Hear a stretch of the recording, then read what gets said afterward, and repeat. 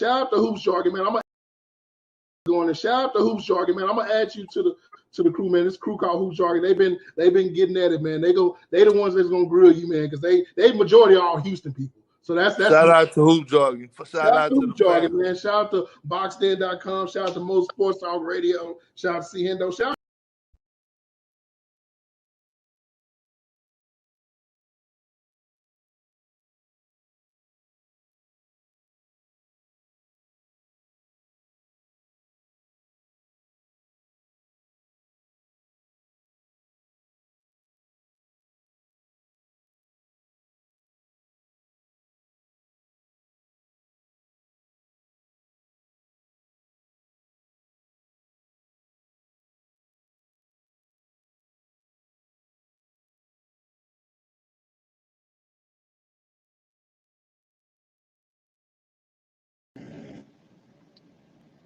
Can you hear me now? Can you brothers hear me?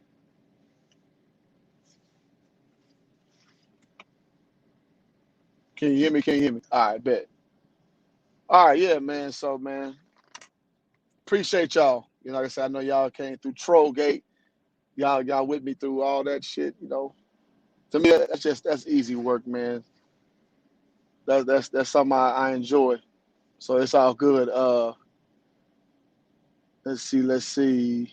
Ghost says, salute my man. What's your opinion on the acquisition of Drummond and McLemore pickup for the Lakers? I think those are great acquisitions, me being a Lakers fan. I think it's good because, A, we need a rim protector. We've needed that since the dawn of time. You know what I'm saying? So I think that's a great thing of us picking that up. And you see Drummond did his thing last night, which was, I mean, that's expected. You know, Drummond's been the best player on the team, the previous two teams. So you come here, you're going to be third fiddle eventually. But right now, with the two guns out, it's your time to do your thing. And so he did his thing, you know. So him being fully healthy for the most part, he looked the part. So, yeah, that's a great acquisition. Ben McLemore is an athletic guy, as we all know, Kansas. He adds a lot of value to an up-and-down style team. Well, you know what? He's actually had a lot of maturation to the game, so he don't necessarily have to run that style. He reminds me a lot of like a Gerald Green type player, younger. So, yeah, I think those are great pickups for what we're trying to do. Now we got some ground to make up because currently LA is sitting at 5th place in the West, and obviously we know that's because of injuries. So I think eventually we'll get to that place, you know, at the top of the pecking order where we deserve. But at the same breath, we're 3 games out from being around AC. So McLemore and Drummond come along at the right time. That's just the fact of the matter. Angel says, "What up, Who Jogging? What up, Angel?" All right, I see we back. We back.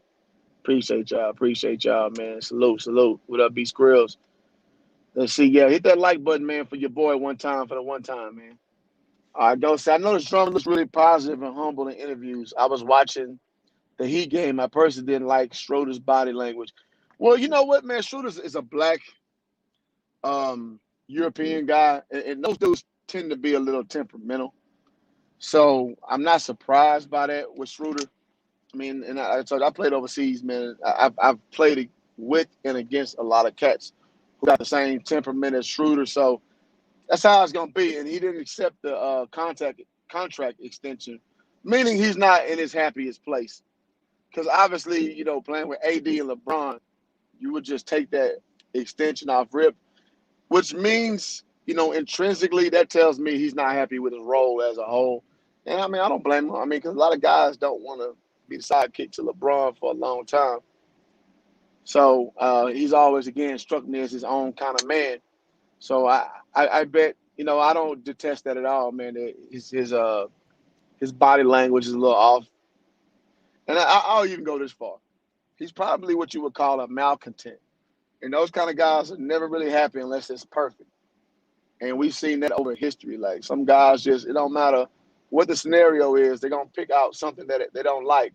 Let's look at Isaiah Thomas, the itty bitty version. Now he's kind of, you know, had his mea culpa, as it were, where he's had to accept 10-day contracts now. But let's remember 3 years ago, he was talking about they're going to have to bring the Brinks truck out for him. So he's had to learn the hard way. Like, dog, you're a little Gary Coleman out there, homie. You don't call the shots. So when I look at Dennis Schroeder, 6'1", more or less a baby Rondo type, who has that European mentality, just is very abrupt and aggressive. He's definitely showing that he's not 100% down with what he's going through right now. I mean, I get it. People do that, man. It is what it is. Angel said, do you believe 27 NBA draft class be one of the best draft classes in history? Shit, they possibly could be, goddamn. They possibly could be. Now, we'll see. I mean, because it's hard to project. I mean, because let's be frank. 03, that's a tough act to follow. 1996, that's a tough act to follow. 1983, that's a tough act to follow. So we got to understand that there is a strong precedent that's been set. So, I mean, we'll see, man. That's just a whole bunch to take in. All right, Ghost says, would love to keep Trez on team, though. He's a bit of liability on defense, but the brothers' energy, hardness. Yeah, I mean, and I had a talk about this on DJ, shout out to DJ LeBron Cut Truth, about the temperament and the skill set of a glue guy. So, in my opinion, Pat Beverly's that kind of ilk of player. Montrezl Harrell, Lou Williams, Dennis Rodman, Draymond Green, Tayshaun Prince, Bruce Bowen, yada, yada, yada, Shane Battier. We've seen these kind of guys over the course of history. It's like it's feast and famine in some respects with those guys, because when things are good, they're good. When things are bad, you're going to want more out of them, and they can't offer you no more than effort, because their skill set is not one conducive to you succeeding off the merit of just what they can individually bring. And that's why, like, if you remember, like, when Dennis Rodman, before he went to the Bulls, he was in an Exodus, situation, whereas basically the Spurs would kind of castigate him like he just wasn't a usable piece. You know what I'm saying? Like, Dennis Rodman's career was pretty much over, like, 95, man. Like, because they just deemed him as, the guy who helped. He was the linchpin for the Detroit Pistons and all that.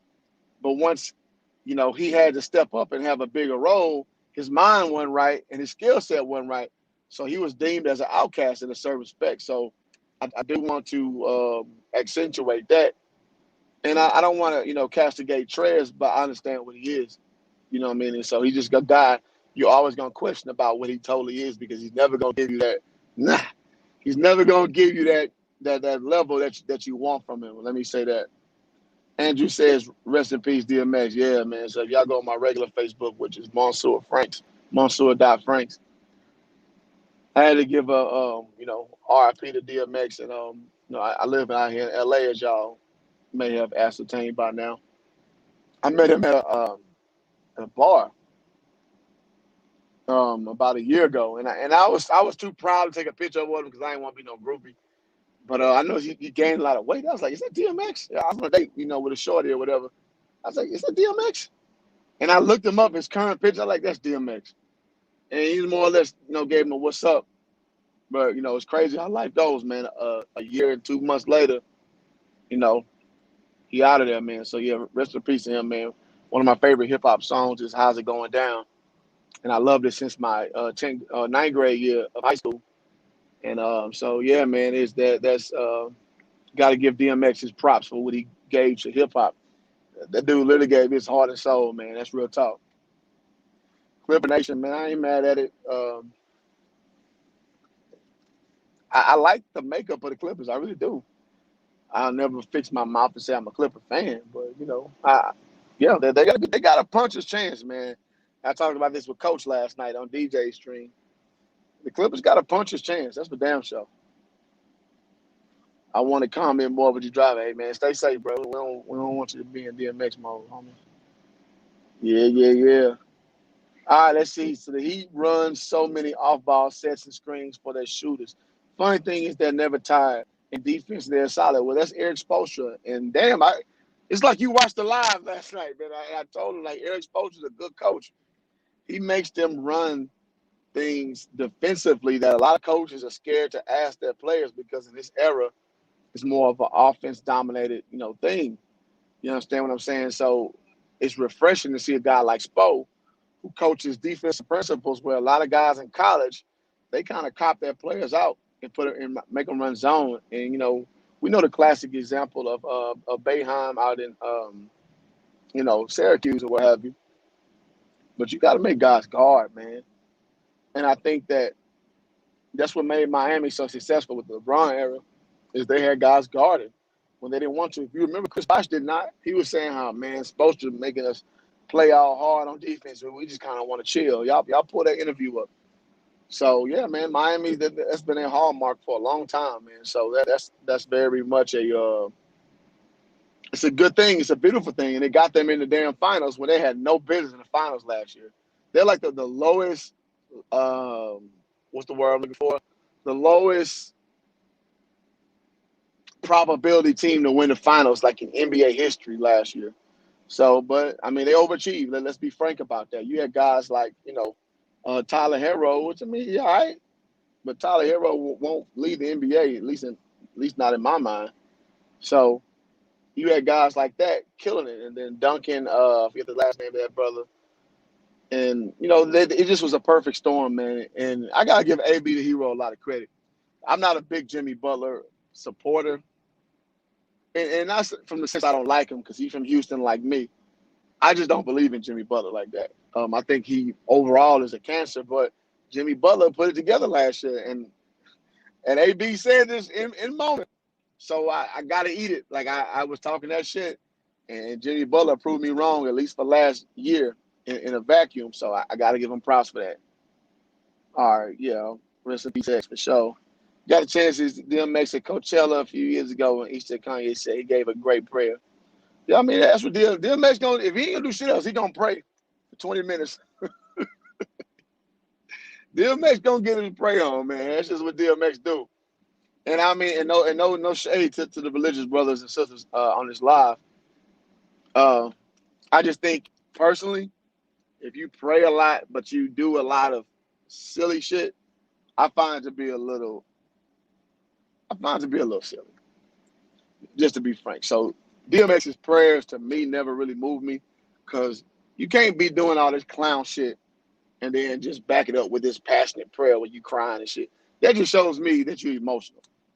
And that's fine.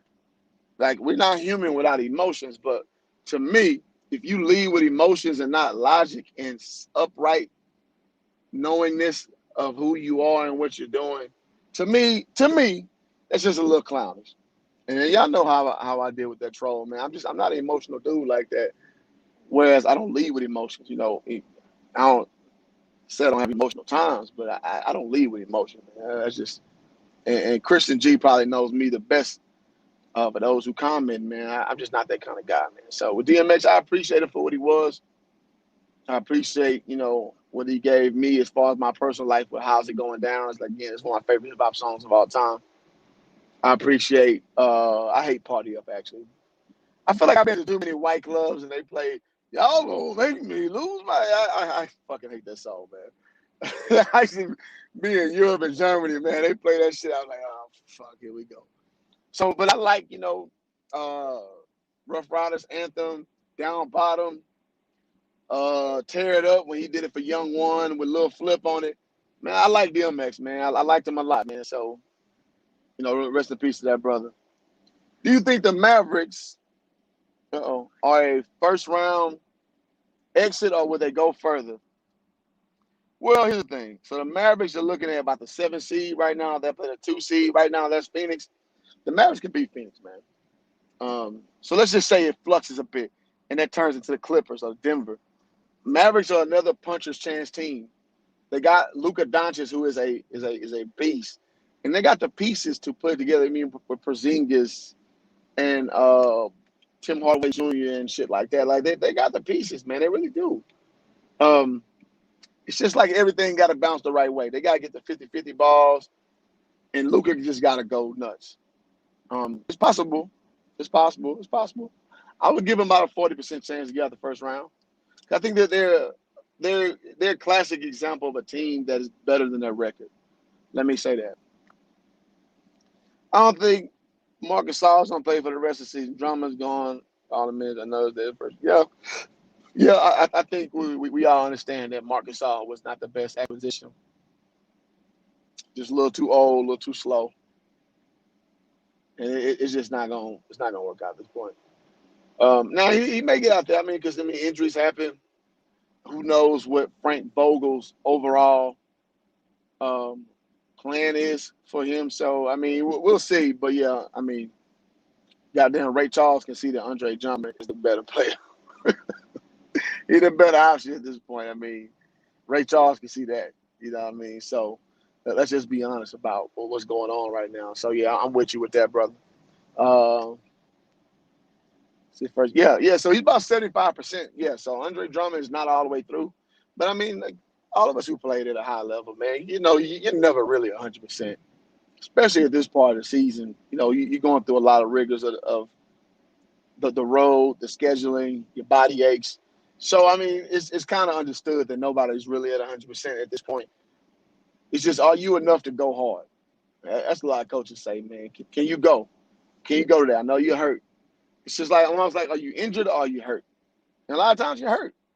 I can remember playing vividly, man, with just tendonitis issues, toe issues, and shit. But nobody in the stands care about that. The other team don't care about that. So yeah, I can see that. But 75%, that's enough to go. That's enough to evaluate in my mind. What do you think about the multi All-Stars being stacked on one team to win it all, with small market teams being important anymore? Well, now, so I'm going to answer this like an old head first. As an old head, I hate it. As an old head, I like teams committing to doing it the right way. And by the right way, I mean developing talent on the team you have already, putting guys in position to, you know what I'm saying, just follow out the obligation that you fulfilled on the front end of your contract or in the front end of the season. So I'm good with, this was the plan before the season. Ride the motherfucker out. So I'm a big advocate of that. However, now I can't be so much of an old head that I don't understand how the game has changed and how contracts have changed and how LeBron has kind of implemented this new player mobility thing, right? So with that being said, I'm okay. I'm okay with, man, philosophically. It's almost like the traveling rule. Like, I hate the new rules about traveling. Like, to me, I tell people all the time, like, people always send me shit. Yo, Cliff, you think it's a travel? And I'm all like, I don't know what the fuck a travel is no more, man. What the gather step, the crab dribble, the extra step before the Euro. Like, I don't know what a travel is no more. And I can't lie, I really don't care no more because it's like, what does it matter? Like, I don't know. I've seen dudes take 4 steps and it's legal. So I don't know what a travel is no more. So I would look at player mobility the same way. I'm not as butthurt about it, even though I don't like it fundamentally. I don't like the fact that guys can get out of their contractual obligation for the sake of the game. Not saying no brother can't, control his own destiny. I'm not against that. I just feel like for the purity of the game, it does cheapen the product, in my opinion. All right, Drummond 100% would get you 20 points, 20 rebounds. Yes, that is fact. That is fact. I think what he put like 15 to 17 this year. Yeah. So I saw some shit with Skip Bayless today, man. He was saying that Drummond never really played under pressure, which is I actually agree with that. I think he's good enough, and he's not asked to do as much. So I think he'll be fine once pressure is applied. I seen not Draymond Green. I seen JaVale McGee, retarded ass, do well under pressure. Because if y'all remember JaVale McGee, and he's a player I've liked off rip. I've always liked his skill set. Now, his decision making, not so. He like the Shaq and the Fool, what I'm saying, all-star. So that dude has made Shaq and the Fool so many times because he just, and if you played at a high level, it's just a dude on a team. You got the game together, but you just can't quite, I said it, Entertainer said it in Kings of Comedy, just don't quite curl over right. And that's kind of what you see with some of these guys, man. And so JaVale McGee is definitely a better ilk for sure. So, so to Skip's point, I do want to see how he does in the face of adversity, but at the same time, I don't think it's fair to criticize him on that to say that he can't handle it because he played for some pretty bummy franchises. Let's just be frank. All right, what you think about? Oh yeah, he did that one. Yeah, so looking at the playoff schedule as it were, man. So, and I want to go over the predictions. Y'all tell me in the chat, man. Who y'all got winning the East and who you got winning the West? Just as of right now, who y'all got? Yo, those tall, goofy dudes got no IQ. I remember guarding a 6'8" dude in high school. That dude played hella stupid. Yeah. So I'm 6'7". I remember playing a 7'3" dude at Texas A&M Corpus Christi. This dude was complimenting me like I was KD or some shit.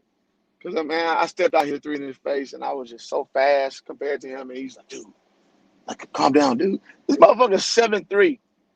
Like, so this dude is a genetic freak. Now, he was slow and fat, but he was just like in awe of me. So, yeah, man. So there are some bigs out there, man. They just can't really get the coordination thing down. So it is funny to kind of encounter those from time to time. Let's see. All right, so my man Ghost says Heat win the East, Lakers the West. Damn, you got a rematch in the finals? Hey, Heat got some work to do. So according to my notes, well, they're at the 1, 2, 3, 4, 5th seed. So they stand to play the 4th seed, which if the season stopped right now, they'll be Charlotte, which I'm sorry, they're the 6th seed. So they'll play the 4th seed. Is that right? 6th seed plays the 3rd seed. I'm sorry, they'll play Milwaukee round 1. And I think in the bubble, Miami could beat Milwaukee. I think in this era, I think that's a tough task for them, man, especially with the addition of Drew Holiday. And Drew Holiday's committed for the long term with that team. So which tells me the morale is generally high. So I don't know if I can see that happening. But, I mean, the places can shuffle. So I'm not poo-pooing your prediction, bro. I just think, man, it's Brooklyn and it's Brooklyn. It's Brooklyn, bro. Brooklyn win the East, man. I can't see no other scenario playing out. That team is just too deep, too good. And I think those guys are at a level of maturity right now that can't be matched. And there's no ego because they understand what's at stake from their from a legacy standpoint is winning championships. I think they're all in on that premise. All right, I want to say the Bucks have a chance, but the East seems like there's always something missing with that team. Yeah. And I think, getting rid of Eric Bledsoe and bringing in a Drew Holiday was a great addition because Drew Holiday's a lot more, how can I put it? He's a guy, he's a go-get-it bucket kind of guy. And I think Milwaukee relying on Chris Middleton as the second fiddle guy or like Brook Lopez playing out his mind, I just think that's not a recipe to win a championship nor win the whole East. I think that's just they pretty much, as last year's iteration is concerned, was Giannis a bust. And now they got another element. So I think that bodes well for them, to be honest. All right, Angel says Nets versus Nuggets. Damn. You got a lot of faith in Jokic and the little light-skinned motherfucker. I can't think his name. Fair enough. I mean, Nuggets they're like 25 deep. So I get it. I don't think that's a bad pick. I just don't trust. It's like, to me, man, in the playoffs, I don't trust depth. I trust consistency. I trust because let's be frank, around the playoff time, you're gonna condense your roster down to probably about an 8-man rotation. So what I always look at is your 8-man rotation good enough to win it all. And I just don't think the Nuggets, when it's all said and done, can pull that off. But we shall see. But a sleeper team in the East is the Knicks. People think I'm crazy if it's, hey, you shit. Well, I'm people, bro. I can't see the Knicks doing shit. I think the Knicks can rattle off two wins in the series. I think they can do that. They got a lot of firepower. They're young. They're hungry. I'll give them that. But you put the Knicks against Brooklyn, you put the Knicks against Philly, they're not winning no series, bro. When Julius Randle is your best player, man, no, bro. I can't see it, dog. I can't see it, but I respect the opinion. Bucks losing Malcolm Brogdon was a big hit for that team. Yes, it was. It took away their third element of that scoring, minutia, what have you. So bringing in Drew Holiday, that's a huge addition, man. That's a huge addition because as we know, Eric Bledsoe, you can't trust him, man. Eric Bledsoe got to be like the fifth best player on the team. And especially if you got him at third best player, that's recipe for disaster because he's an undersized guard. He's athletic as shit. I'll give him that. But it's like with athletic guards, man, who's not like a Westbrook caliber. Because to me, Westbrook is he's the third best player to win a championship. So if Westbrook's a third, a guy like Eric Bledsoe, who is a poor man's version of Russell Westbrook, that's got to be your fourth, fifth. Eric Bledsoe and Wes Matthews, brick house building. But yes, and you see Wes Matthews ain't really doing shit, man. Like, so, it is what it is, man. A lot of guys sometimes get on with their reputation and they say their production. So yeah, I'm a little leery with guys like that for sure, bro. This year, I think the West is wide open. Yeah, I mean, it's as wide open as the West has ever been. Well, I ain't gonna go that far. It's as wide open as the West has been in an extremely long time. Yeah, I'm going with that, bro. Because usually the West was pretty top heavy, just like the East. You know what I'm saying? But the West is like, I mean, let's take Memphis out of there. Portland ain't doing shit. Besides Memphis and Portland, I think we can remove Phoenix too.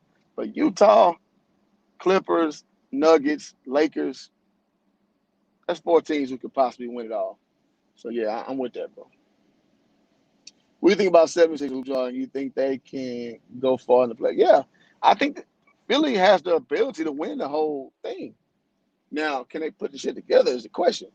Because we know, man, Philly does a good job of front running, man. But when shit get tight, we seen them not produce, man. So I'm just always, it's almost like I don't believe it until I see it with Philly. And they got the talent, they got the coaching. I mean, but shit, Doc Rivers, man. Doc Rivers is it's almost like, man, he don't know, like you ever watch Fast and Furious, and like when the motherfuckers racing the cars and they know the right time to hit the little NOS and it takes you all the way through the finish line. It's almost like Doc Rivers hits the NOS trigger. He hits it too early. And then the dudes just zoom on past him. So if you understand that analogy, I think that's the problem with Doc Rivers, man. He just don't know when to just turn that knife, man, to get the results he needs. So that makes me a little nervous as far as from a leadership standpoint of where Doc Rivers can take that team, man. But as far as talent's concerned, yeah, man. Yeah, my boy will say Doc is worse than he is, man. It's like the moment gets too big for him, and he's too nervous to just call a timeout and just sit his guys down. Like, what the fuck are y'all doing? Like, I've never seen a guy let so many leads just dissipate, and it's just so cavalier about it. He's just so cavalier about it, man. So that I don't understand about Doc Rivers, man. I really don't. I wish the best for that brother, man. It's just, but I've seen it happen too many times. I told y'all, in hoop jargon, the Facebook group that is, I'm done with excuses for him. I'm not making no more excuses for Doc Rivers, bro.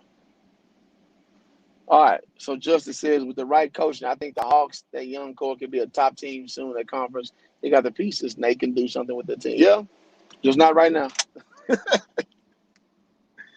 Atlanta, they're not getting it right now. You can take that shit to the bank. It ain't happening, dog. It ain't happening. But it's okay though. That's okay. I mean, winning it all is not for everybody, man. Like that's a very hard thing to accomplish, man. So, yeah, I just don't see it happening no time soon with the Hawks. I mean, we'll definitely see. The Rondo pickup with the Clippers is definitely helping them in the playoffs. Rondo only played in spurts though for the Clippers. Oh fuck yeah! Great comment, bro. Man, Rondo has been a sometime guy since about Dallas.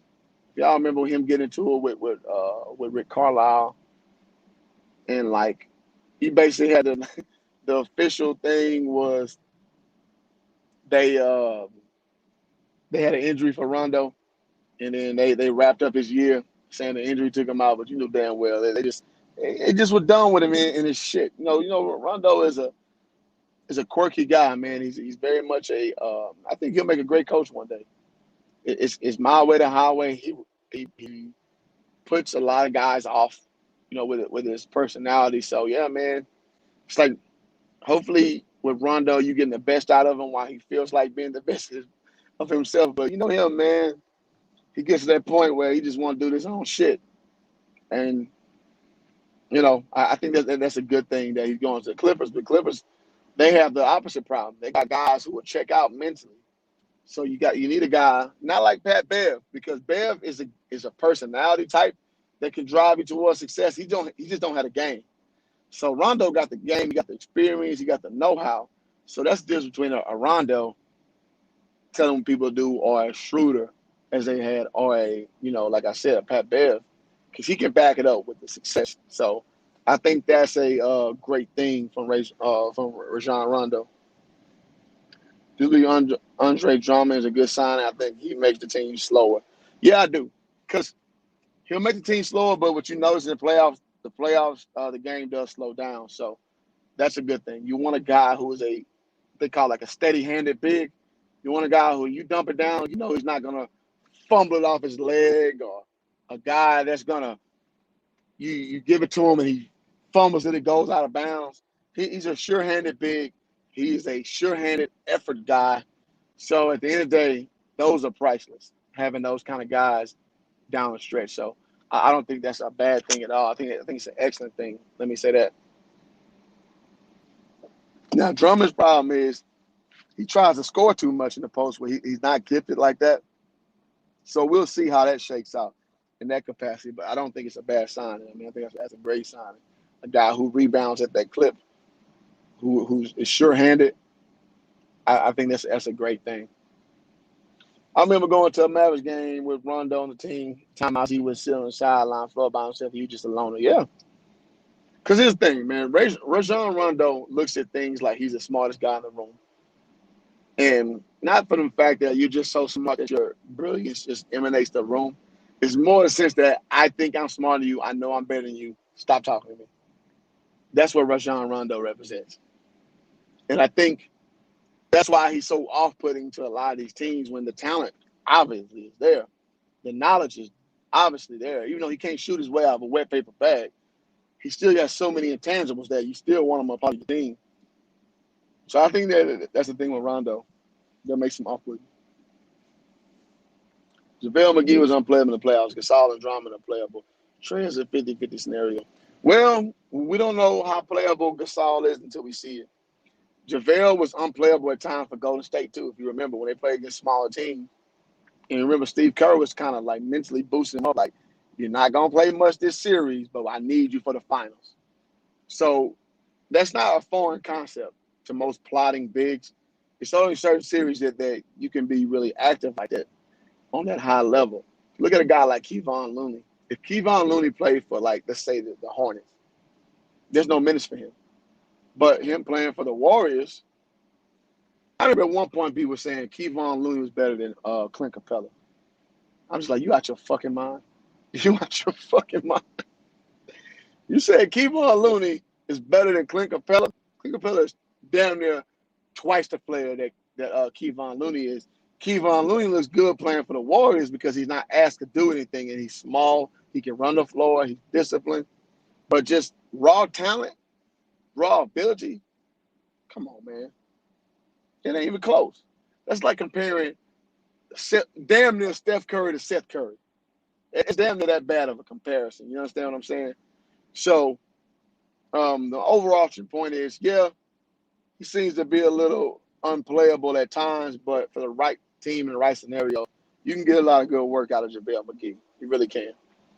All right, Kevon Looney is trash. You know what I'm saying? Now, the one word I don't like to use is trash, because in the NBA, man, all these dudes can play.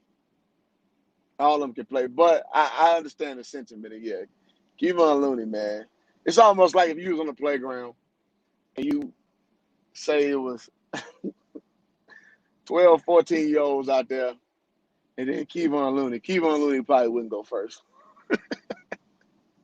Or let's just say it was 10 NBA players. Kevon Looney would probably be the last NBA player you pick up, you know what I'm saying, to go up and down. So, I mean, it is what it is.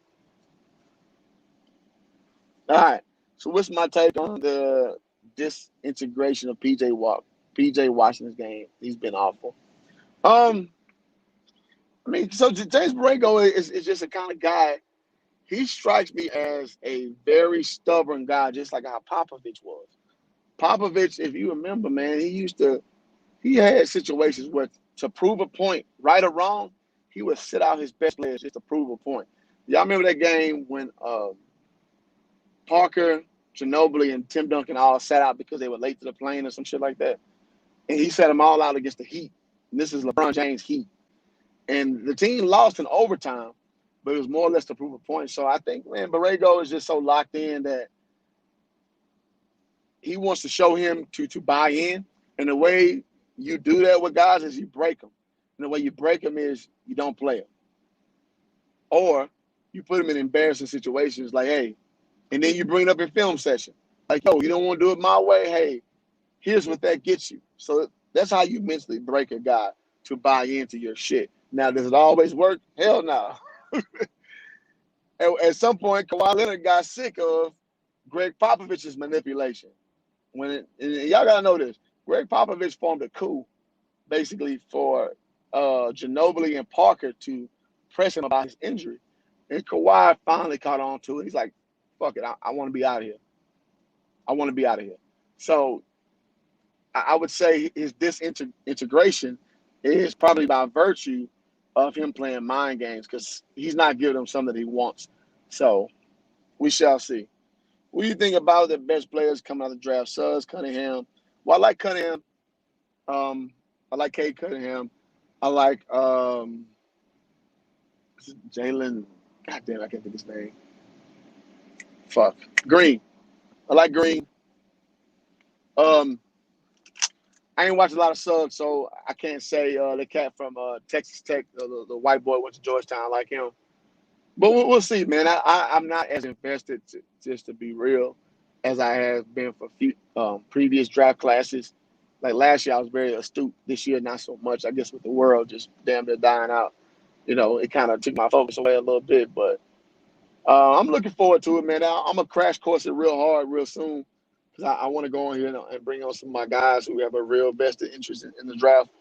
So, but yeah, it's right now, I would say those three guys. I noticed after I graduated, after I graduated high school in 2020, goddamn, boy, you like 10 years old? Offense was changing, my man. It was so used to playing the 4, but coach had to move me to the 5 for more spacing and fluidity. Playing center at 6'1" was tough. Yeah, you know what, though? I saw a lot of 6 feet centers in my career. I saw a lot of them, man. It's not as it's not as rare as you would think.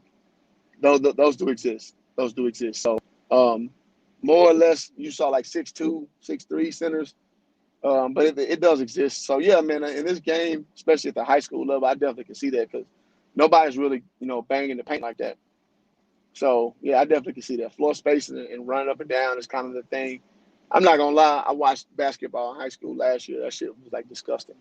It was disgusting. It was utterly disgusting. I hated every second I watched of it, but that's what a game is, and I gotta accept it. I can't be so much of a stoic old head that I don't understand progression. So I can see that, bro. So I've been going about 40 minutes, man. I just want to talk a little bit about it, man. So, man, drop in the comments y'all's predictions for the finals, man. I want to see. And I may have something special. If you drop the right finals prediction, I may drop some of your cash out, man. Because I like that. I'm going to get these two. My old high school used to run 2-3 zone the whole game. I hated zone. Yeah, man, zone defense, man. That's for the birds, man. Because if you trying to play college level basketball, that's just not a good way to prepare kids, man. So I'm a big proponent to teaching man principles because you got to be ready for next level. Prime time said the Clippers win. Okay, so drop in the comments after I get off because it does help the shit go. All right, y'all trying to sneak these questions. That's what's up. Are the Mavericks interested in winning or making Luke? Oh no, they're definitely interested in winning. Believe that. I seen Mark Cuban, which is so Mark Cuban is a legit businessman. So he doesn't believe in overspending unless it's worth the risk. And so what he did in 2011, when he went all in, getting all those guys, he does want to win. He's not just a put butts in seats kind of guy. Because if y'all understand Dallas is a pretty good sports city. They support their teams, man. I mean, Cowboys obviously, but he knows he's competing with the Cowboy crowd. So now he wants to win, man. I don't question him at all in that capacity. Justin says AAU's where a bunch of gimmicks and coaches allowing them to play. Yeah. Man, that's why I coached AAU 2 years now. I hated it. I hated AAU basketball, man. I hate it. And I'm trying to teach guys like real principles, but it was a big waste of my time, in my opinion. Coaching AAU basketball was a big waste of my time. I wish I didn't whore myself out to make that little extra money to do that. I wish I'd rather go sit at home and play 2K than coach AAU basketball. I think it's just a waste. Unless you got top tier talent and you're just getting all this money. No, it's a waste, bro. My boy Will say I'm on, and next time let's talk rolls around. Yeah, bring you on, man. And also up to my boy Paige, man. Highly knowledgeable man in sports, man. Between the game sports. Y'all click on his profile and subscribe to his page, man. He got a lot of insight from a very disciplined mind as far as basketball is concerned, man. So, yeah, y'all sub to his page, man. So, yes, I'm going to go back to this workhouse, man, here, man. I just want to talk to y'all for a second. It's a relatively slow day. I appreciate y'all being so active. And I'm going to try to do these more often. And so, y'all keep rocking with the brand, man. If you have not done so already, subscribe to the channel. Hit the notification bell whenever I pop up. I see y'all are doing that because y'all hopped on quick. So, man, gracious to that. Appreciate y'all. Until next time, I'm out. Peace.